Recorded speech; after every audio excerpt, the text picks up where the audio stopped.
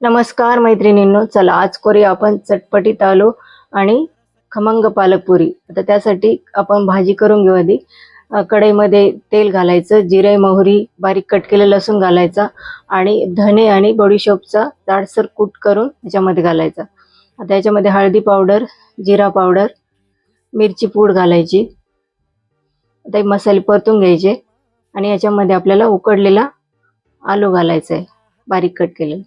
आता हे बटाटा चांगला परतून घ्यायचा.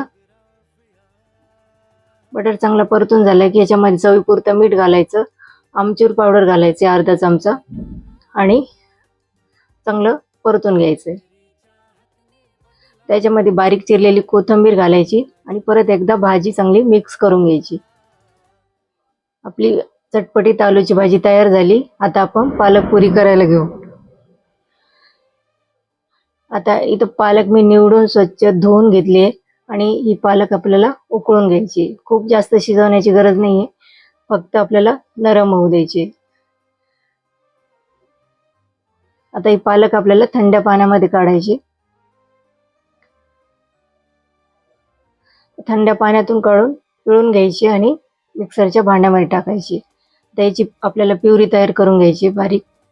त्याच्यामध्ये 5-6 हिरवी मिरची, 5-6 लसूण पाकळ्या, 1 चमचा जिरा पावडर घालायची आणि चांगली प्युरी तयार करून घ्यायची. पीठ भिजून घेऊया. तर 2 वाटी पीठ घेतलंय गव्हाचं आणि याच्यामध्ये 3 चमचे रवा घालायचा. चवीपुरतं मीठ घालायचं आणि पीठ चांगलं आधी मिक्स करून घ्यायचं आणि थोडं थोडं प्युरी टाकून आपल्याला पीठ भिजून घ्यायचंय. आता याच भांड्यामध्ये थोडंसं लागलं तर पाणी टाकून भिजून घ्यायचंय. चांगलं घट्टसर पीठ भिजून घ्यायचंय.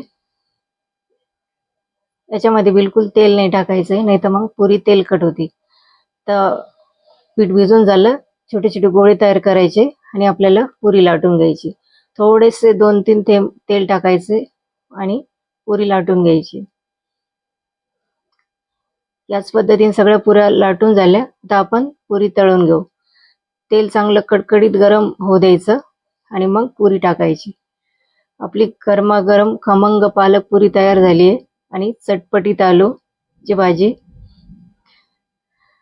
एकदा नक्की ट्राय करा. रेसिपी आवडली तर लाईक, शेअर आणि सबस्क्राईब करायला विसरू नका. भेटूया पुढच्या व्हिडिओमध्ये. धन्यवाद.